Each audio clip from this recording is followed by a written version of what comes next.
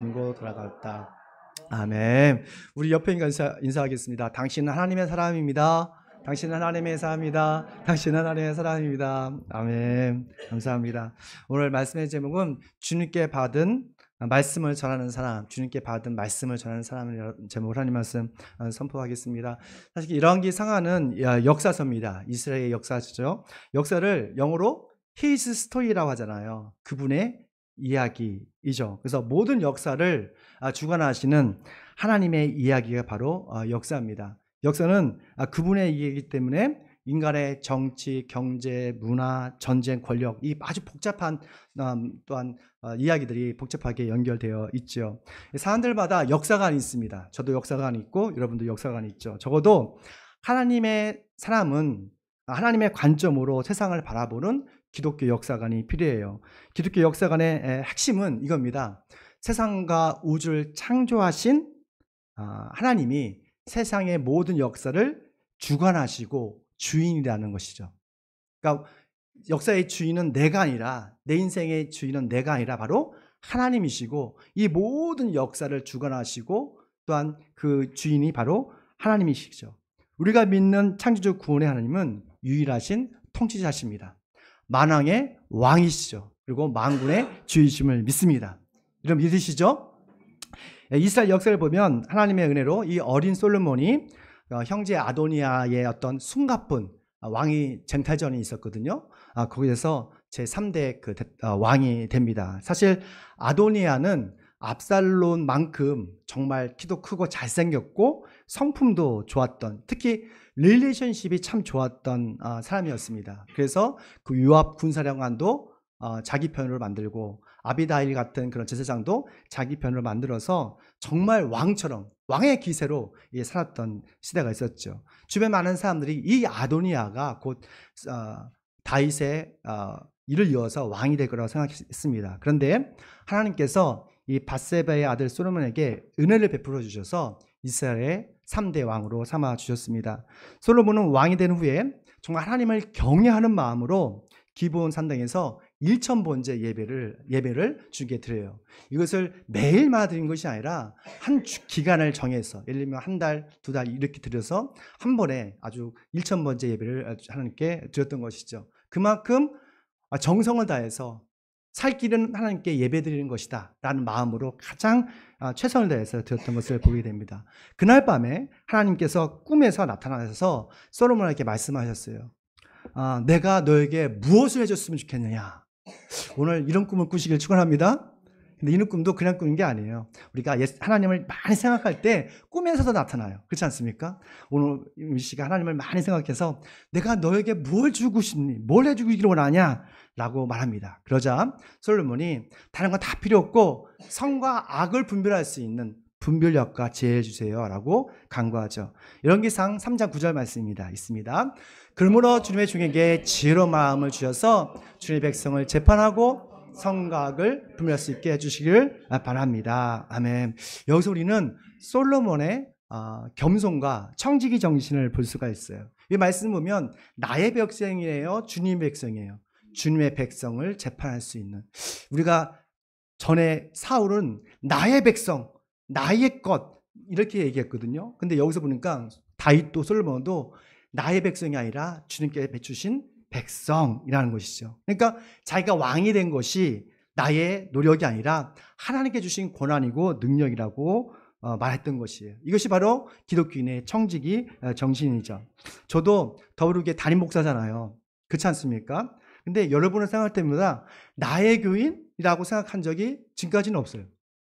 나중에 그렇게 될 수 있겠지만 지금까지는 없어요. 바로 여러분은 하나님의 자녀이고 하나님의 백성이고 하나님께서 너무너무 사랑하시는 그리스도의 자녀라는 것을 저는 믿습니다. 그래서 저는 주님 오실 그날까지 맡겨주신 주님의 자녀들을 잘 섬기고, 또한 여러분이 잘 하나님을 동행하며 순종하며 살아가도록 도와주는 영적인 어떤 매니저, 관리자 역할을 할 뿐이죠.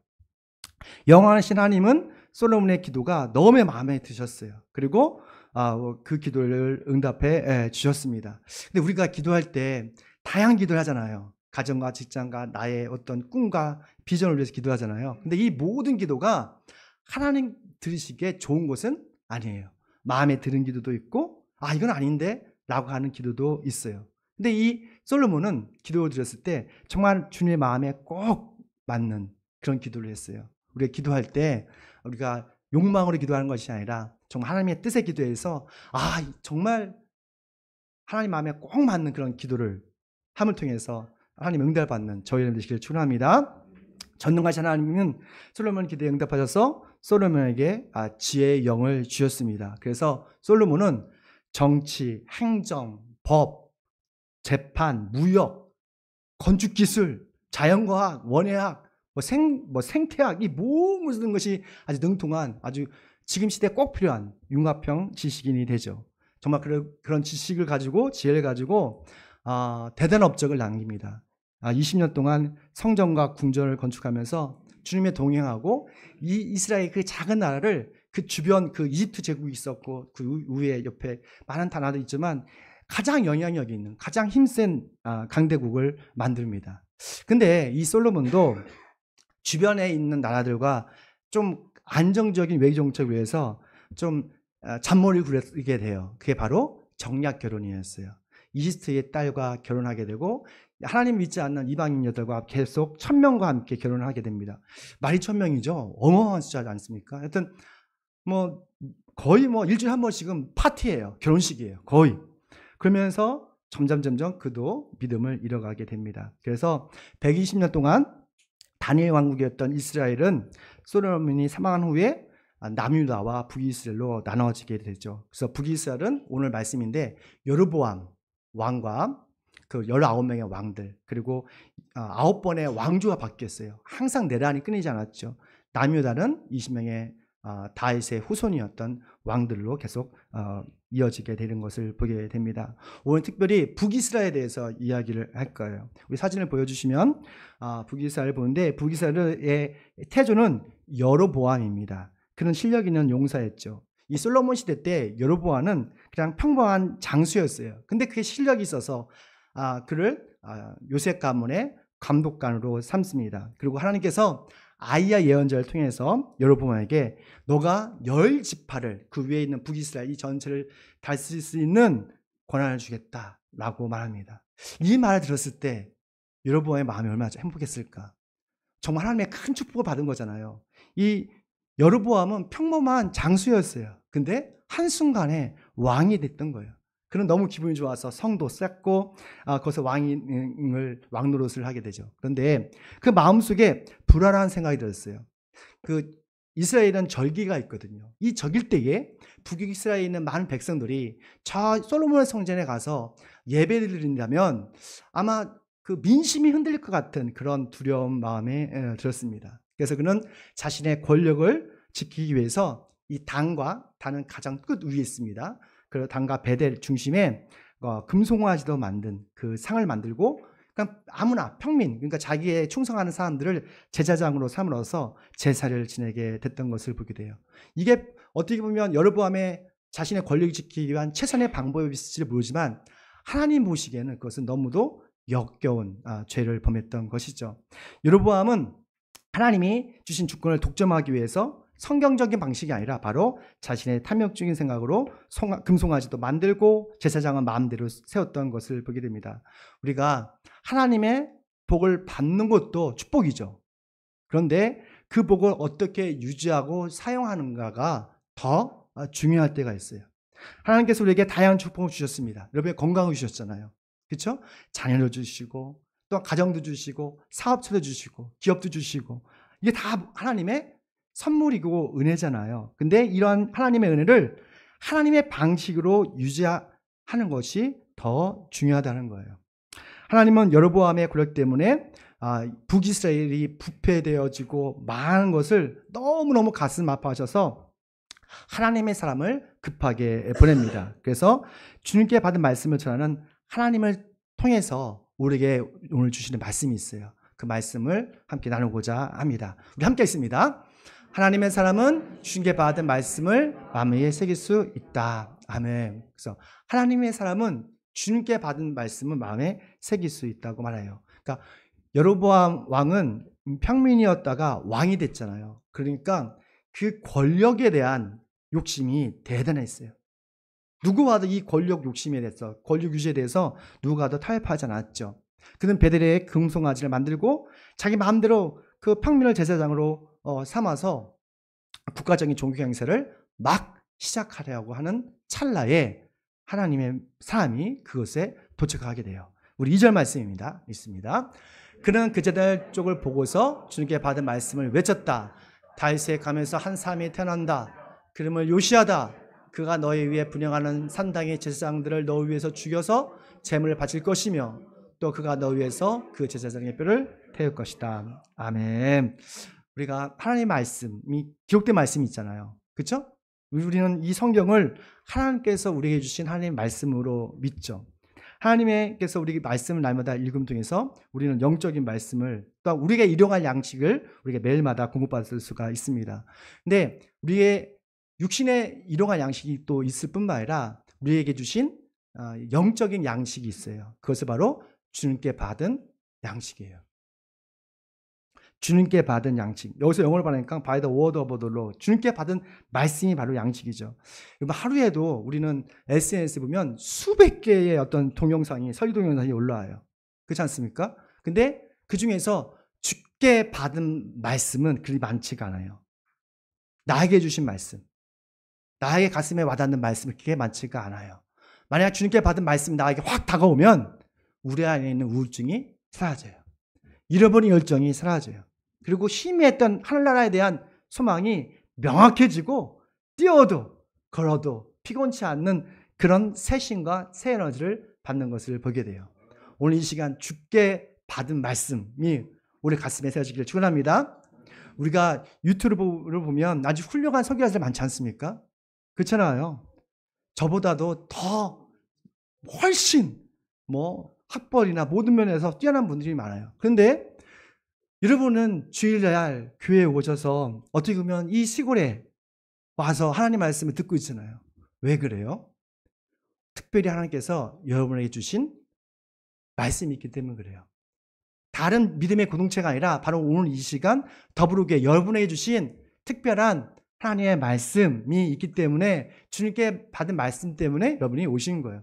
어떻게 보면 참 설교자는 그냥 다양한 말이 아니라 오늘 나에게 주시고 여러분이 주신 주님의 말씀을 받아서 전하는 목사가 어떻게 보면 최고의 설교자죠. 제가 그런 설교자가 되길 원합니다. 여러분 기도 많이 해주십시오. 하나님의 사람은 북이스라엘 백성에게 주님께 받은 말씀, 이렇게 주님께 받은 말씀을 전해요. 그게 뭐였어요? 너희가 드리는 제사는 엉망이라는 거예요. 너희의 제사는 가짜라는 거예요. 곧 요시야가 태어날 것인데 이 금송아지 제단이 모두 파괴될 것이고 지금 우상 숭배하는 제사장이 다 죽을 것이고 뿐만 아니라 그 제사장의 그 뼈를 다 갈아서 태워서 먼지로 버릴 거라고 예언을 했던 거예요. 어떻게 보면 하나님의 심판의 메시지를 전했던 것이죠. 이 주님께 받은 말씀이 정말로 실현됐을까요? 하나님의 말씀은 살아있고 힘이 있기 때문에 생명력이기 때문에 반드시 이루어지는 것을 보게 돼요. 이 말씀 선포 후에 300년 후에 정말로 남유다의 요시야 왕이 태어납니다. 열왕기하 23장입니다. 있습니다. 그는 산당을 불태워 가루로 만들었고 아세의 목상도 불태웠다. 그는 그곳 산당에 있는 제사장을 모두 제단을 위해서 죽이고 사람의 뼈를 함께 그 위에 태운 뒤에 예루살렘으로 돌아갔다. 이게 열왕기하 23장에 하신 말씀이에요. 하나님의 말씀은 거짓이 없습니다. 하나님의 선포된 말씀은 반드시 이루어집니다. 왜냐하면 하나님의 말씀은 생명력이기 때문에 그래요. 살아있기 때문에 그래요. 근데 이 여로보암은 하나님의 말씀보다도 자신의 이 왕권이 더 좋아요. 그래서 회개하지 않아요. 그는 이미 권력이 자신의 우상이 되었던 것이에요. 권력이 우상이 됐을 때 날마다 형통할 것 같죠. 근데 여로보암을 보니까 그뿐만 아니라 그의 후손까지도 하나님의 진노를 받는 것을 보게 됩니다. 사랑하는 성도 여러분, 살아계신 하나님은 우리에게 성령님을 통해서 날마다 일용한 생명 말씀을 주고 계세요. 전하세요. 하나님께서 우리에게 성령의 감동을 말씀하신 그 말씀을 순종하기를 축원합니다. 그래서 우리의 영혼이 다시 살아나고 다시 회복되어지고 또한 변화되기를 소망합니다. 근데 권력이 우상이 되어버린 여로보암은 주님께 받은 말씀을 그렇게 귀담아 듣지도 않고 소중하게 여기지도 않고 공격하는 것을 보게 돼요. 우리 2절 말씀, 두 번째입니다. 함께 있습니다. 그만 사람은 주님께 받은 말씀을 공격적으로 반응한다는 거예요. 우리가 열심히 기도해도 하나님의 음성을 듣는 것은 쉽지가 않습니다. 여러분 하나님의 음성을 들어보셨어요? 우리 하나님의 응답을 많이 받죠. 그러나 하나님의 음성을 듣기는 쉽지가 않아요. 하나님께서 죽으셨기 때문인 것이 아니라 사실은 우리의 영적 귀가 어둡기 때문에 잘 들리지를 않은 거예요. 신실하신 하나님은 항상 우리의 기도에 응답합니다. Yes, No, Waiting으로 항상 응답하실 수가 있어요. 우리 저녁마다 우리 아내가 여기 와서 여러분을 위해서 항상 기도해요. 8시에 와서 9시까지 항상 기도하는데 막 눈물 구성구성해서 기도를 해요. 그러면 물어봐요. 좀 약간 그러면 여보 주님께 응답 받았어? 그러면 응답도 못 받으면서 왜 그래? 그러니까 뭐 응답 받기 쉬운 줄 알아? 그래도 열심히 기도하는 거예요. 그러다 보면 하나님께서 응답도 해주시고 힘도 주시는 거예요. 그러더라고요. 그러면서 참 예뻐요. 가끔은 눈물 흘리고 뭐 가족들을 위해서 또한 오빠들을 위해서 또 우리 교인들을 위해서 한 명 한 명 다 기도하는 거 보면서 기도합니다. 근데 기도하면서 하나님께서 음성을 주시는 것도 있지만 때로는 성도들이 응답을 받고 간증할 때가 있어요. 정말. 근데 그것이 하나님께서 나의 기도 응답해 주셨구나 라고 그때 뒤늦게 듣는 경우가 많습니다. 저 같은 경우도 그게 많아요. 사실은.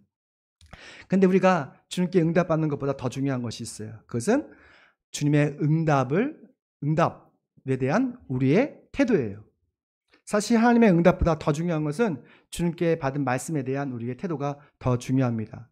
우리가 하나님의 응답과 말씀을 아무리 받아도 순종하지 않으면 아무런 유익이 없기 때문에 그래요. 여로보암은 주님의 말씀을 받았어요. 그렇지 않습니까? 하나님의 사람을 통해 직접적으로 받았어요. 그러나 하나님의 사람을 공격해요. 4절 말씀입니다. 여로보암은 제단 위로 손을 내밀면서 저자를 잡아라 하고로 소리를 쳤다. 그러자 그 사람에게 내어 뻗은 여로보암의 손이 마비되어서 다시 오므릴 수 없었다. 이거 보십시오. 권력의 우상이 된 여로보암은 하나님 뜻보다 자신의 권력이 더 중요한 거예요. 심지어 백성들이 솔로몬 성전에 가서 예배드려야 되는데 백성들의 그런 관심과 환심을 다 자식에게 돌리기 위해서 금송아지로 만든 그들이 정말 좋아하는 그 풍요의 신, 사람들의 마음을 현혹할 수 있는 그 금송아지를 베델과 단에 세워놓고 그들의 마음을 다 빼앗은 거예요. 그 마음껏 우상숭배하게 하는 것이죠. 게다가 여로보암은 주님의 말씀을 전하는 하나님의 사람을 잡으려 했어요. 다시 말하면 하나님의 입을 틀어 막으려고 하는 범죄를 저질렀던 거예요. 하나님은 여러분의 악한 행동을 보시고 그의 손을 어떻게 했어요? 마비가 되게 하셨어요. 어떻게 손을 마르게 했다. 또는 여기서는 보면 마비가 되겠다고 말씀합니다. 우리가 하나님보다 세상의 돈과 권력을 우상으로 삼으면 우리의 주인 되신 하나님을 대적하는 것 같은 그런 죄를 범하는 것을 보게 돼요. 제가 요즘 지난달에 팀 켈러가 썼던 내가 만든 신, 이런 많이 읽어보셨죠? 이번 달에는 우물을 파는 사람, 저 뒤에 책이 있습니다. 또 한 권은 뭐였죠? 한 권 더 있었는데 고맙다 서정이, 저 책을 가져가서 읽어주시면 좋을 것 같아요. 근데 그 팀 켈러의 목사님이 쓴 내가 만든 신에서 이런 말이 나옵니다. 권력이 우상이 됐을 때, 정치가 우상이 됐을 때 이렇게 말을 해요. 우리 함께 좀 글씨가 보이십니까? 한번 읽어볼게요. 천천히. 정치에 관한 과도한 희망과 환멸의 끝없는 악순환, 점점 더 악의적으로 치닫는 정치 담론, 자기 정당의 실권에 따른 극도의 두려움과 절망 등이다. 왜 우리는 정치적 대의와 사상을 신이나 악마로 둔감시키는 것일까?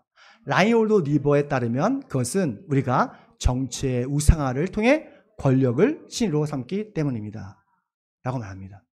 저는 우리 교회에 진보도 있고 보수도가 있다고 생각을 해요. 다 있습니다. 다 좋아요. 근데 중요한 것은 내가 갖는 이념이 우상이 되는 순간부터 보이는 게 없어요. 무조건 상대팀은 잘못한 거예요. 무조건 이쪽은 잘못된 거예요. 그게 뭐 한 거예요? 우상화된 거예요. 저도 약간 여러분 아시겠지만 약간 보수주의에 속해요. 근데 요즘 많이 이렇게 버리고 있어요. 되게 좋아하시는데? 아니, 버리는 것보다도 우리가 하나님의 시각이 더 중요하더라고요. 근데 여러분, 진보도 보수도 중요한 것은 우리는 하나님의 시각으로 볼 필요가 있어요. 근데 너무도 이쪽 시각을 보면 이 이념이, 이데올로기죠. 이념이 신이 돼요. 그러면 상대는 무조건 잘못된 거야. 그게 악이라는 거예요. 그러니까 우리는 건강한 사회적으로 비판을 할 수가 있어요. 건강한 비판. 이해하십니까? 근데 그게 쉽지가 않아요. 왜냐면 정치의 우상을 통해 권력을 신으로 삼기 때문에 그래요. 사랑하는 성도 여러분, 우리의 정치적 이념이 우상이 되지 않길 축원합니다.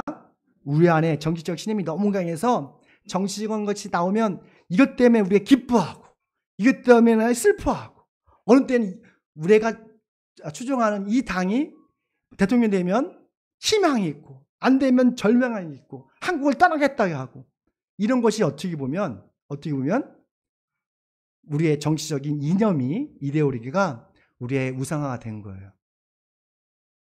오직 예수 그리스도, 우리를 사랑하사 자신의 전부를 내어준 예수 그리스도가 여러분 인생의 주인이 되길 축원합니다. 예수님을 생각할 때 기쁘고 예수님을 생각할 때 슬프고 예수님을 생각할 때에 우리가 희망을 갖는 것이 정상적인 믿음의 사람들이에요. 세상에는 소망이 없습니다. 권력에는 소망이 없어요. 오직 예수 그리스도를 바라보시길 축원합니다. 두 번째입니다. 세 번째인가요? 읽습니다. 만왕의 왕 하나님을 회개하는 모든 사람에게 은혜를 베푸십니다. 아멘. 그리스도에게 고난이 축복인 이유가 있습니다. 참 어려운 말이죠. 어디 고난이 축복이 될 수 있을까? 왜냐하면 그리스도 안에서 고난이 하나님을 생각할 수 있는 기회가 되기 때문에 그래요. 여로보암의 손이 말랐어요. 생각을 해보십시오. 이야, 저 근데 움직이질 않는 거예요, 이게. 움직이지 않고 마비가 된 거예요. 이랬을 때 얼마나 당황했겠어요. 그런 고통을 통해서 여로보암은 내가 하나님을 대적했구나 라는 것을 그때 깨닫는 거예요. 그리고 도움을 청하는 것이죠. 6절 말씀입니다. 왕은 하나님 사람에게 제발 그대의 주 하나님께 은총을 빌어서 내 손에 회복하도록 기도하여 주십시오. 하나님의 사람이 주님께 은총을 비니 왕의 손이 회복되어 이전과 같이 되었다. 아멘. 여러분 잘 읽어주시니 감사합니다. 일반적으로 다윗의 시를 보면 나의 하나님, 나의 반석이신 하나님, 나의 주님, 저를 보십시오. 그렇게 말씀하잖아요. 근데 여로보암은 뭐라 해요? 맞아요. 그대의 주 하나님. 여로보암을 왕으로 세우신 사람이 누구세요? 하나님이세요. 평범한 장수를 북이스라엘 10지파를 찢어서 보내신 분이 하나님이세요. 왕 중에 왕이세요. 그런데 자기 하나님이 없어요. 그대의 하나님이에요. 나의 하나님이 아니에요. 나와 상관없는 당신의 하나님이라고 말하고 있어요. 어떻게 보면 여로보암이 솔직한 마음이에요. 하나님의 기적을 많이 경험했어요. 은혜를 경험했어요. 그런데 그 안에는 하나님이 없어요. 믿음이 없는 거예요. 우리가 교회를 많이 다녀도 하나님의 기적을 경험해도 우리 안에 믿음이 없으면 나의 하나님이 아니라 그때의 하나님, 목사님의 하나님을 부를 수밖에 없는 거예요. 우리가 교회 다니면서 하나님의 능력과 은혜를 의지하지 않고 자신의 실력만 믿는 사람들은 어떻게 보면 여로보암 같은 인본주의적인 사람이죠. 그런 사람은 일상에서 하나님의 은혜와 능력을 경험할 수는 있지만 나의 인생의 주인이시고 나의 전부이신 하나님을 고백할 수 없는 사람이죠. 그런 사람은 우리는 명목상의 그리스도인이라고 말하는 것입니다. 그런데 놀라운 것은 여로보암이 하나님을 잘 믿지 않았지만 동행하지 않았지만 정말 힘들거릴 때 하나님의 사람에게 중보 기도를 요청해요. 그러자 하나님께서 그의 기도를 들으시고 그의 질병을 치료했던 걸 보게 됩니다. 여기서 우리는 악한 사람에게도 은혜를 베푸시는 긍휼의 하나님을 우리가 알 수가 있는 거예요. 긍휼의 하나님은 믿음이 없는 사람의 간청에도 은혜를 주십니다. 그렇다면 잘 생각해 보십시오. 하나님 믿는 저와 여러분의 기도는 어떻게 하실까요? 하나님께서 우리의 작은 신음까지도 신실하게 응답하신다고 말씀하고 있어요. 우리가 지금 겪는 여러 가지 어려움이 있죠. 경제적인 문제도 있고 우리 자녀들이 말을 안 들어서 하나님 믿지 않고 제 멋대로 사는 것을 가슴 아파하는 것도 있어요. 저는 다른 걱정이 안 되는데 우리 자녀들을 위해서 기도할 때마다 참 많은 기도를 할 수밖에 없어요. 그렇지 않습니까? 또 여러 가지 다양한 문제가 있잖아요. 우리가 이런 문제를 놓고 우리가 서로를 위해서 기도할 때 하나님께서 우리 무너진 이 삶을 회복시켜 주실 걸 믿습니다. 여로보암의 간청도 들으신 하나님께서 하물며 하나님께서 너무너무 사랑하시는 여러분의 기도를 응답하지 않으시겠어요? 반드시 응답해 주실 걸 믿습니다. 반드시 회복될 것이고 여러분의 삶을 완전히 새롭게 변화될 걸 믿습니다. 그런데 안타까운 사실은 여로보암이 하나님의 능력으로 마비된 손이 회복이 되었잖아요. 기적을 경험했잖아요. 근데 그의 인생은 변화되지 않았어요. 이 말씀을 보면서 신약의 예수님께서 10명의 문둥병자를 치료해 주셨잖아요. 근데 9명 그런 제갈 길 다 하고 기쁨으로 한 사람이 돌아와서 예수님께 감사했잖아요. 한 사람만 그의 인생이 바뀌었잖아요. 그걸 좀 묵상하게 되었어요. 우리가 하나님의 기적과 은혜를 날마다 우리는 경험하지만 우리의 인생이 바뀌지 않는 경우가 많아요. 여전히 우상 숭배를 하는 것을 보게 됩니다. 여로보암이 그랬어요. 권력의 우상이 된 순간 하나님에 대한 과 동의하고 또한 그분의 삶을 따라가는 것이 아니라 어떻게 보면 그 우상을 따라가는 것을 보게 됩니다. 그리고 자신뿐만 아니라 그의 자손까지도 큰 하나님의 심판을 받죠. 열왕기상 13장입니다. 읽습니다. 이런 일이 생긴 뒤에도 여로보암은 여전히 그 악한 길에서 돌아서지 아니하고 원하는 사람은 누구든지 산당의 제사장으로 임명하였다. 그런 일 때문에 여로보암 가문은 죄를 얻었으며 마침 내 땅에서 흔적도 없이 사라졌다. 아멘. 보시오. 이런 일이 생긴 뒤에도 여로보암 왕은 여전히 자기 갈 길 간 거예요. 하나님의 은혜와 기적을 경험하고도 제가 길을 간 거예요. 회개하지 않는 거예요. 죄의 결과는 사망입니다. 이것은 단순히 우리가 영적인 사망적인 의미도 있지만 우리에게 육신의 사망도 의미하고 있어요. 여로보암은 그의 가문이 아주 흔적도 없이, 그리고 성경에서 여로보암의 그 가문이 항상 하나님께 범죄했다는 그런 낙인을 지켜서 영원히 사는 것을 보게 됩니다. 사랑하는 성도 여러분, 하나님께 간구해서 하나님의 기적과 은혜를 경험하는 것도 중요하지만 우리가 회개하는 것이 필요해요. 지금까지 왔던 이 악한 길, 우상 숭배했던 것, 하나님보다 더 주인으로 삼았던 어떤 권력의 힘인가, 돈과 어떤 명예, 나의 어떤 내가 추구하는 가장 그 꿈을 내려놓을 필요가 있는 것이죠. 우리 회개하지 않으면 우리 인생이 바뀔 수가 없습니다. 하나님의 기적을 경험하는 것도 중요하지만 우리 마음에 우상으로 자리 잡은 것들, 이것을 예수님 앞에 십자가에 못 박고 새로운 존재로 살아가는 저희들 되시기를 축원합니다. 그래서 예수님을 인생의 주인으로 삼고 날마다 주님과 동행하며 하나님의 자녀로 살아가는 저희들 되시기를 축원합니다. 마지막 네 번째인데요. 읽습니다. 하나님의 사람은 아멘.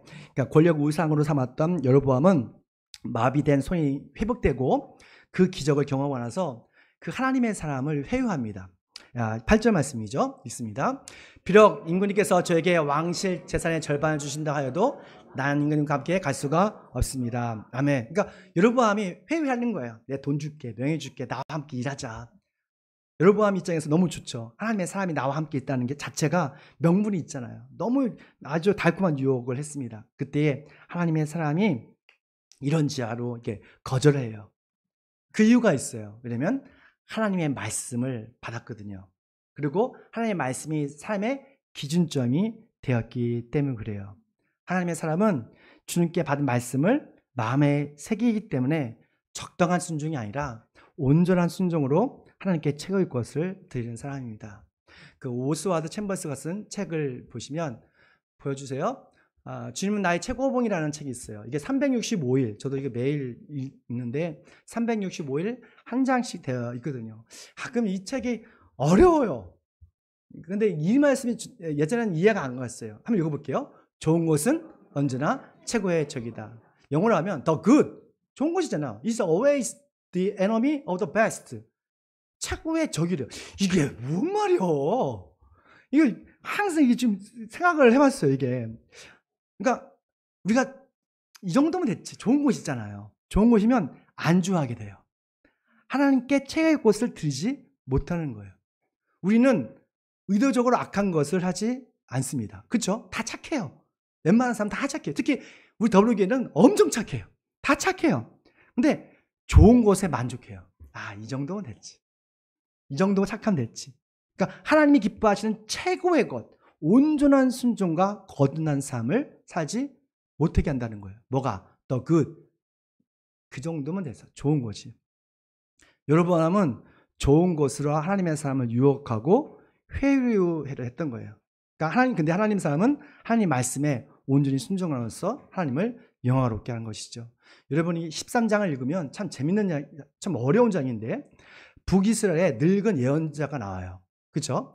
그리고 남유다 지금 하나님의 사람이에요. 익명의 사람이 또 나오죠. 근데 북이스라엘의 늙은 예언자가 거짓말을 합니다. 그래서 하룻밤 자게끔 하고 물과 그 음식을 먹게 해요. 그리고 갑자기 주님의 영임에서 너 여기서 죽는다고 얘기해버려요. 그래서 정말로 남유다 사람은 하나님의 사람은 죽어요. 이게 뭐야 이게? 라고 말했어요.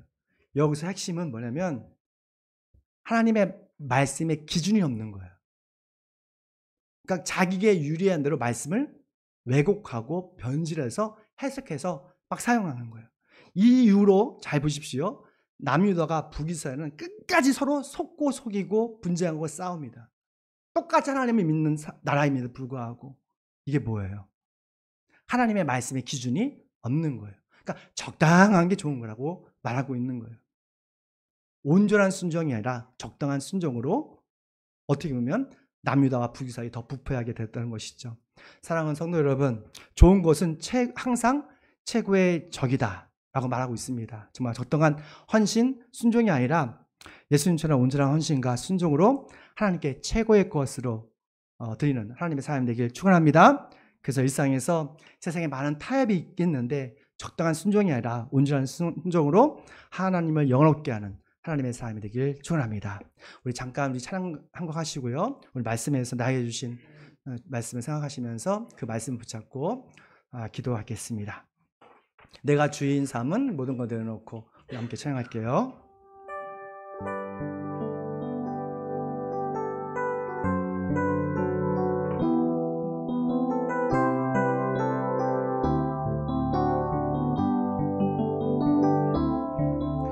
내가 주인 삼은 모든 것 내려놓고 내 주 되